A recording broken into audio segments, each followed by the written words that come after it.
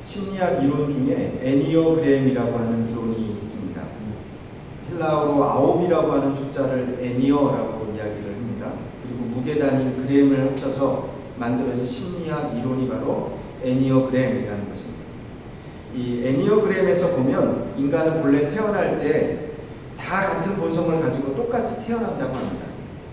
그런데 각자 처한 현실이 다르고 환경이 달라서 자기의 현실에 적응하기 위해서 성격이 변화하게 됩니다.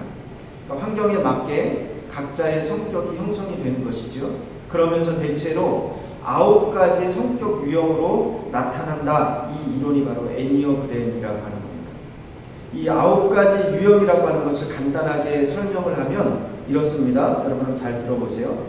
첫 번째가 개혁자형인데, 개혁자. 이런 사람은 고도의 윤리성을 지닌 사람입니다. 도덕적으로 완벽주의자입니다. 이런 사람들은 아주 성실하고 정직합니다. 문제는 정직하고 성실한 것까지는 좋은데 이런 사람들은 되게 편협합니다. 이게 개혁자형의 약점입니다. 자기 자신은 정직한데 다른 사람과의 관계가 그래서 원만하지가 못합니다. 두 번째는 협조자형입니다. 이 협조자형은 감정이 풍부한 사람입니다. 다른 사람을 잘 이해합니다. 잘 돕습니다. 문제는 이 사람들은 너무 감정적이기 때문에 의지가 약합니다. 의지가. 여기에 문제가 발생합니다. 또 때때로 지적이지 못할 때도 많이 있습니다. 이게 협조자형의 문제입니다. 세 번째는 동기부여자형입니다. 동기부여형은 자신감이 있고 야심이 있고 최고가 되려고 하는 사람입니다. 항상 최고가 되겠다고 하는 그런 사람들. 근데 문제가 있는데 고집이 셉니다. 고집. 그래서 또 힘이 듭니다. 네 번째는 예술가형입니다. 예술가형은 직관적이고 동정심이 많고 또 개성이 강합니다. 그런데 때때로 우울하기도 하고 정서적으로 강한 대신에 이런 사람은 쉽게 말해서 광기라는 것을 가지고 있습니다. 여러분, 이 예술가랑 산다는 것이 얼마나 어려운지 모릅니다. 함께 사는 사람들은 항상 각오를 해야 됩니다. 가끔 이해 못할 이상한 행동들을 하고 또 이것을 수용하지 못한다면 예술가는 살 수가 없습니다. 어떤 때는 천사와 같은데 또 어떤 때는 악마와 같고 바로 예술가 형 이렇게 이야기를 합니다. 다섯 번째 유형은 사상가형입니다. 사상가형은 탁월한 지각을 가지고 있습니다. 탐색지능이라는 것을 가지고 있어서 어느 분야에 가든지 이런 사람들 전문가가 될 수 있는 그런 사람입니다. 그런데 역시 좀 괴팍합니다. 편집증이 너무 심해서 병적일 때가 있습니다. 여섯 번째는 충성가형입니다. 이런 사람들은 감정에 호소할 줄 압니다. 사람들에게 사랑을 받습니다. 때로는 장난기도 있고 유머도 있고 또 사람들의 환심도 삽니다. 이런 사람이 충성가형인데 아주 좋지요. 그런데 이런 사람들은 너무 의존적입니다. 그래서 충성을 잘하는데 큰일은 못합니다. 일곱 번째는 만능 선수형이 있습니다. 순발력이 강합니다. 신바람 나게 삽니다. 그런데 이런 만능 선수형 사람들은 확실히 즉흥적이고 또 지구력이 약합니다. 여덟 번째 유형은 도전자형이 있습니다. 이런 사람은 자신이 옳다고 생각하면 누구도 말리지 못합니다. 아주 의지적입니다. 그런데 도전자형은 대개 보면 오만합니다. 다른 사람들이 다 나보다는 못하다 그렇게 생각을 합니다. 마지막 아홉 번째 유형은 중재자형이 있습니다. 이 중재자형은 수용하는 능력이 많습니다. 신뢰할 수도 있고 느긋하고 낙천적입니다. 이런 중재자형은 참 덕망이 있다고 우리가 말합니다. 그런데 이런 사람들은 유약하고 수동적입니다. 너무 수동적이라서 큰일을 맡길 수는 없습니다. 여러분, 이렇게 9가지 유형의 사람이 있다. 애니어그램에서 이야기하는 겁니다. 여러분 한번 스스로 한번 진단해보고 스스로가 한번 판단해보세요. 나는 과연 어떤 사람인가? 이 9가지 중에 내가 과연 어디에 속하는 것인가? 나는 예술가형인가? 나는 도전자형인가? 충성가형인가? 여러분 어디에 속해 있습니까? 아니, 질문을 좀 바꿔볼까요? 여러분들이 생각할 때 어떤 유형이 가장 좋다고 생각합니까? 여러분이 생각하는 완벽한, 완전한 사람이 있습니까? 이런 사람이 좋겠다. 여러분, 분명한 것은요, 완전한 사람이 없습니다. 이런 장점을 가지고 있는데 반면에 이런 단점도 가지고 있습니다. 다 그렇습니다. 우리가 인생을 살아갈 때 어떤 자세로 살아야 되는가? 장점은 최대한으로 개발해야 됩니다. 그러나 단점이 있다면 서로가 이해하고 덮어가면서 수용하면서 그렇게 살아야 됩니다. 그래야 가정도, 또 사회도, 우리의 직장도, 교회도 우리가 원만하고 편안할 수가 있습니다. 우리가 자기 자신을 볼 때도 마찬가지죠. 나에게 장점이 분명히 있어요. 여러분, 장점은요, 개발해야 됩니다. 달란트가 있다면 여러분 개발해야죠. 사용해야 됩니다. 자꾸 사용하시길 바랍니다. 그러면 그 달란트는 개발이 됩니다. 우리 성경에 보면 달란트가 있잖아요. 그런데 주인이 달란트를 주고 먼 곳에 갔는데 어떤 사람은 달란트를 땅에 묻어두었습니다. 묻어두면 안 됩니다. 그러면 주인이 돌아와서 뭐라고 말씀하시는가? 이 악하고 게으른 종아! 이렇게 말씀합니다. 혹시 여러분에게 있는 장점이 있다면, 달란트가 있다면 잘 개발하시길 주님의 이름으로 부탁합니다. 사랑도 그렇죠. 사랑도 달란트입니다. 여러분, 사랑은 버리는 것, 쓰는 것, 나눠주면 풍성해져 이 땅에 가득하게 됩니다.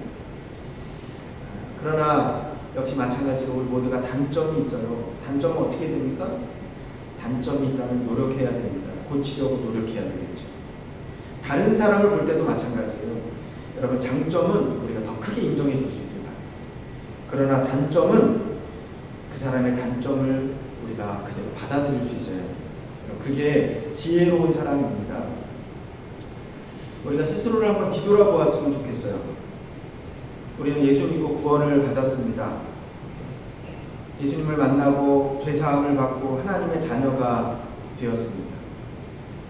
구원, 우리가 아주 초보적인 단계의 신앙입니다. 우리가 여기에 머물러 있으면 안 됩니다. 신앙은요, 계속해서 성장해야 됩니다. 계속해서 성장해서 예수 그리스도의 장성한 분량까지 예수 그리스도를 닮아가야 됩니다. 이것이 신앙인의 목표입니다. 에베소서 4장 13절에 이렇게 우리가 말씀합니다. 우리가 다 하나님의 아들을 믿는 것과 아는 일에 하나가 되어 온전한 사람을 이루어 그리스도의 장성한 분량이 충만한 데까지 이르리니. 여러분, 신앙의 목표는 그래서 구원이 아닙니다. 예수 그리스도의 장성한 분량에 이르는 것. 마태복음 16장 31절에 보면 예수님에 대한 첫 신앙 고백이 기록되어 있습니다. 예수님의 수제자 베드로가 예수님께 신앙을 고백했죠. 베드로가 그렇게 고백합니다. 주는 그리스도시요 살아계신 하나님의 아들이십니다. 정말 귀한 고백입니다. 그 귀한 고백 속에 우리가 닮아야 될 예수님의 모습이 드러나 있습니다. 주님은 그리스도십니다. 여러분, 이 고백 속에, 그리스도라는 고백 속에는요, 세 가지의 예수님의 모습이 들어가 있습니다. 왕이고, 제사장이고, 선지자이고. 그리스도라는 뜻은 기름 부음을 받았다라는 뜻입니다. 우리가 성경을 보면 누가 기름 부음을 받습니까? 세 종류의 사람이 기름 부음을 받아요. 왕이 기름 부음을 받습니다. 사사기에 보면 사무엘 선지자가 이스라엘의 왕을 세우기 위해서 처음 누구에게 기름을 부었는가? 사울에게 기름을 부어요. 그리고 사울왕이 하나님의 뜻대로 살지 못해서 다시 왕을 선택해서 기름을 붓습니다. 다윗에게 기름을 붓습니다. 여러분, 왕에게 기름을 붓습니다. 그리스도라는 고백은 예수님은 왕이십니다. 이런 고백이에요. 그리고 또 우리가 성경을 보면 어떤 사람에게 기름을 붓는가? 제사장입니다. 제사장. 처음 모세가 광야에서 십계명을 받았고 제사장을 세웁니다. 누구를 제사장으로 세우는가? 아론과 그 아들들을 제사장으로 세웁니다. 우리 말씀을 보면 어떻게 합니까? 그들에게 기름을 붓습니다. 제사장에 기름을 붓습니다. 그리스도라는 고백은 예수님은 제사장입니다. 이런 고백입니다. 마지막으로 누구에게 기름을 붓는가? 성경에 보면 선지자에게 기름을 부어요. 여러분, 그리스도라는 고백 속에는 예수님은 왕이십니다. 예수님은 제사장입니다. 예수님은 선지자입니다. 이런 고백이 그 속에 들어있는 것입니다. 예수님이 태어나셨을 때 동방 박사들이 와서 예수님께 귀한 예물을 드립니다. 그때 드렸던 예물이 황금과 유향과 모략, 선물로 드리는 거예요.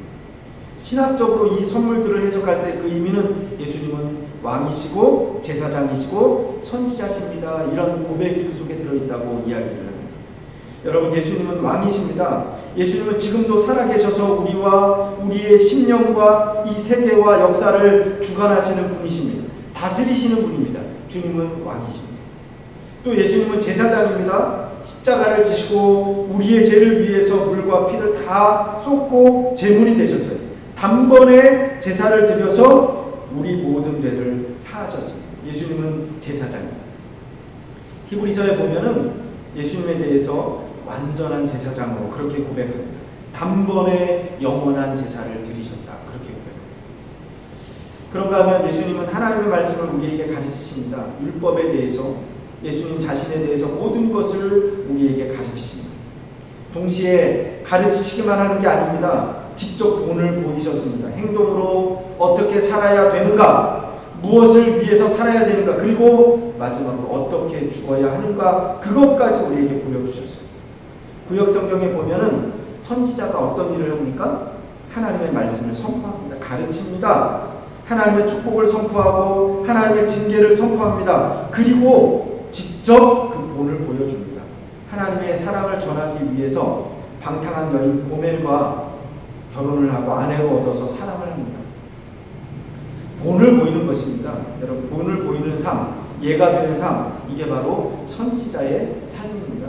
예수님은 우리에게 본이 되셨습니다. 우리가 어떻게 살아야 하는지 직접 보여주셨습니다. 우리는 예수님처럼 살아야 됩니다. 예수님은 선지자셨습니다. 그러니까 여러분, 우리가 분명히 알아야 돼요. 주는 그리스도시요 주님은 왕이십니다. 코로나 상황 가운데 있습니다. 그러나 누가 다스리고 계시는 것을 분명히 알아야 돼요. 주님은 왕이십니다. 주님은 제사장이시고 주님은 선지자십니다. 오늘 로마서 15장에 보면 사도 바울이 우리가 본받아야 될 예수님의 삶에 대해서 몇 가지 설명을 합니다. 교훈합니다. 예수 그리스도는 어떤 분인가, 어떤 삶을 사셨는가, 우리는 예수님처럼 어떤 삶을 살아야 되는가. 첫 번째로 우리가 기억하길 바랍니다. 예수님은 우리의 죄를, 우리의 약점을 담당하신 분입니다.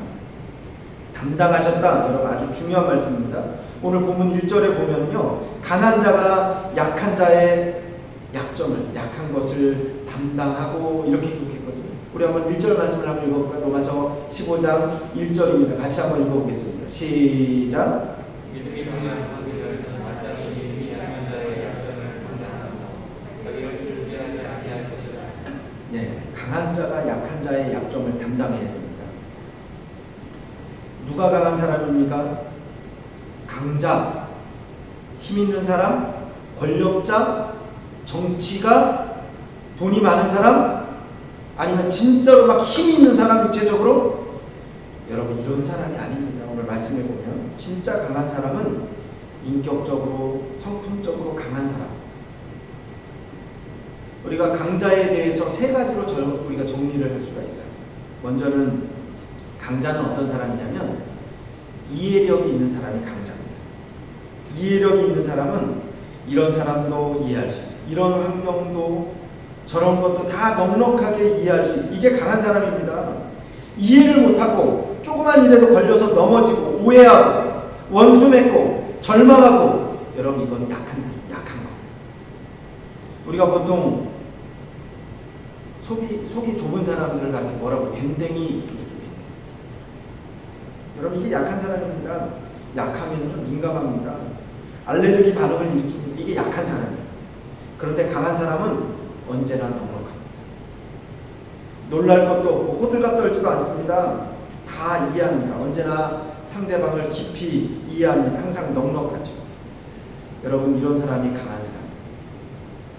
이런 사람이 되시길 주님의 이름으로 축원합니다. 부부간에 싸움이 있죠. 아내와 남편 중에서 누가 항상 이해하는지 아세요? 누가 이해합니까? 강한 사람. 강한 사람이 이해하는 거예요. 두 번째로 어떤 사람이 강자인가? 강한 사람은요, 진리를 듣고 깨달았을 때 자기 삶의 그 진리를 구체적으로 실천할 수 있는 사람, 이런 사람이 강한 사람. 오늘 우리가 하나님 말씀을 듣잖아요. 들으면서 아 그렇구나, 내가 오늘 이렇게 살아야 되겠다고 그 말씀을 내 삶 가운데 적용하는 사람, 삶에서 구체적으로 나타내는 사람, 이 사람이 바로 능력 있는 사람이고 강한 사람입니다. 이게 참 힘이 들어요. 말씀을 듣고 은혜를 받아요. 그렇죠? 그런데 항상 보면 우리가 어떤 식인가, 말씀은 참 좋아. 그런데 나와는 상관이 없어. 진리는 진리대로, 신앙은 신앙대로, 행위는 행위대로, 성품은 성품대로 따로따로 사는 것입니다. 이런 사람이 바로 약한 사람이죠. 반대로 강한 사람은요, 진리를 한마디를 배웠던 아니면 두 마디를 배웠던 바로 내 삶 속에 그것을 적용하는 사람, 실천하는 사람이 강한 사람. 또 강한 사람은요, 실천해요. 그런데 지구력이 있는 사람이 강한 사람입니다. 알기는 아는데 행하지를 못합니다. 사랑해야 될 줄 알죠. 그런데 사랑하지 못해요. 용서해야 될 줄 아는데 용서하지 못합니다. 용서했어요. 그러다가 또 비슷한 일이 생기면 또다시 원점으로 돌아갑니다. 여러분, 이게 막 보면 휘청휘청합니다. 우리 신앙생활 할 때 보면 여러분, 이건 약한 것입니다. 그런데 강한 사람은요, 한번 시작했다면 끝까지 가요. 지난주에 제가 여러분에게 선택? 좋은 것을 선택할 수 있기를 바랍니다. 그런데 거기서 끝나면 안 돼요. 선택한 것, 더 중요한 것은요, 그 좋은 선택을 지속하는 것이죠. 그러니까 얼마나 중요합니까? 이게 강한 사람, 강한 사람. 요즘 올림픽 보면서 또 여러 가지 이야기들이 있는데, 유네스코 세계 유산 뭐 이런 이야기. 근데 제가 요번에 알았어요. 세계 유산으로 딱 등재가 돼도요, 그게 계속하는 거 아니더라고요. 아세요? 그거 잘 지속하지 않으면, 잘 그걸 보호하지 않으면 그 언제든지 그거는 취소될 수 있다. 이렇게. 우리가 선택 잘할 수 있길 바랍니다. 말씀 읽기로 선택했어요. 내가 이제 기도하기로 작정했습니다. 거기서 끝나면 안 돼요. 이게 지속돼야죠. 지속돼야죠. 다시 말하면 약자는 어떤 사람인가? 약자는 이해를 잘 못해요. 구체적으로 실천도 못합니다. 그리고 끝까지 꾸준하게 끌고 가지도 못하는 사람이 약한 사람입니다.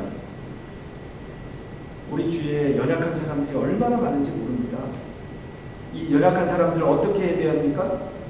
손가락질하고 또 그들을 욕하고.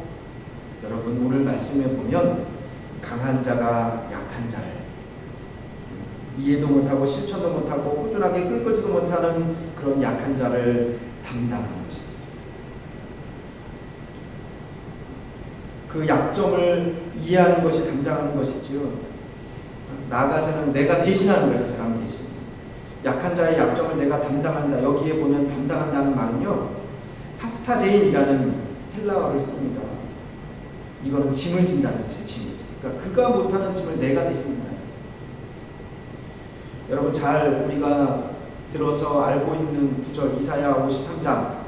그는 우리의 질고를 지고 우리의 슬픔을 당하셨고, 그가 징계를 받음으로 우리가 평화를 누리고 그가 채찍에 맞음으로 우리가 나음을 입었도다. 여러분, 주님이 대신 지셨습니다. 이게 파스타지.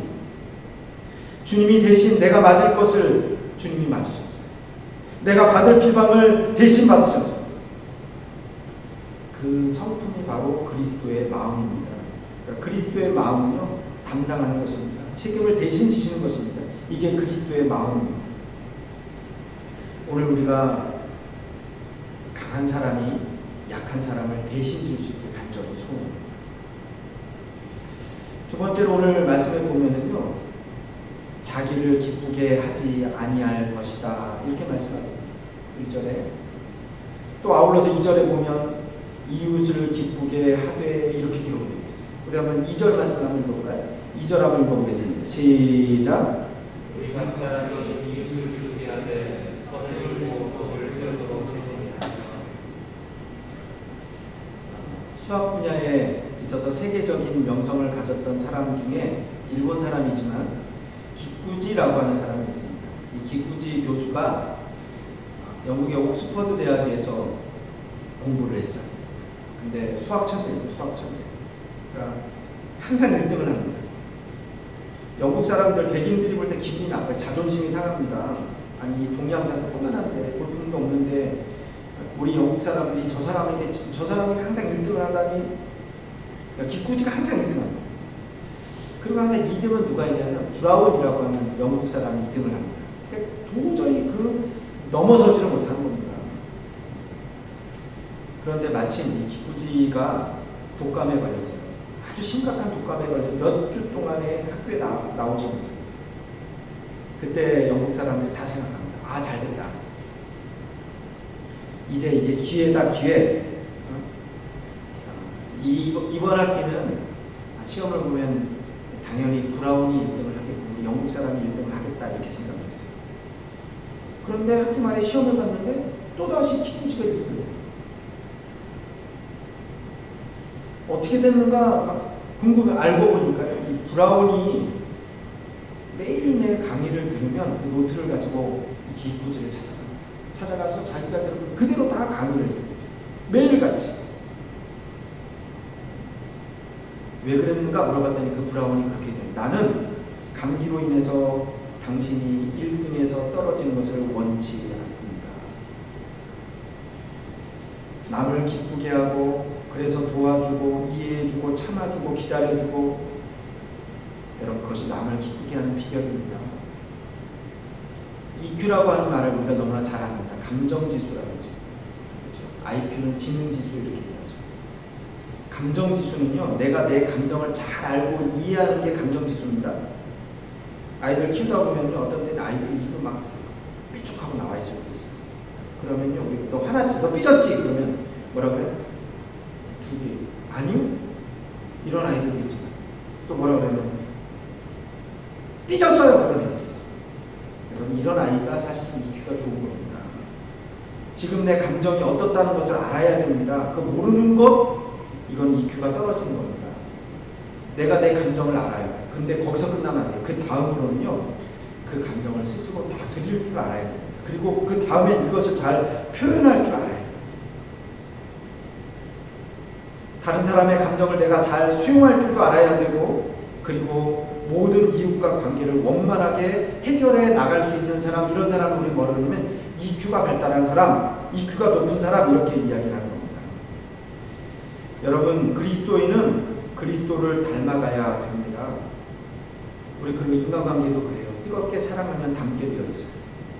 아내건 남편이건 누구간 열렬히 사랑하는 사람은 알게 모르게 닮아가고, 그러니까 부부가 오래 같이 살다 보면 닮아가는 것입니다. 그리스도를 사랑하는 사람은 그리스도를 닮아갑니다. 그래서 우리를 가리켜서 그리스도인 이렇게 부릅니다. 여러분, 강한 자가 약한 자를 그 약점을 감당할 수 있기를 간절히 소원합니다. 자기의 기쁨만을 위하는 것이 아니고 이웃을, 그리고 우리를 부르신 주님을 기쁘시게 하는 저와 여러분이 되시길 주님의 이름으로 축원합니다. 우리가 힘들고 어려운 때를 살아갑니다. 우리 교회가 이렇게 되었으면 좋겠어요. 담당하고 또 그들의 기쁨을 우리가 함께 기뻐하고. 다 같이 한번 기도하겠습니다.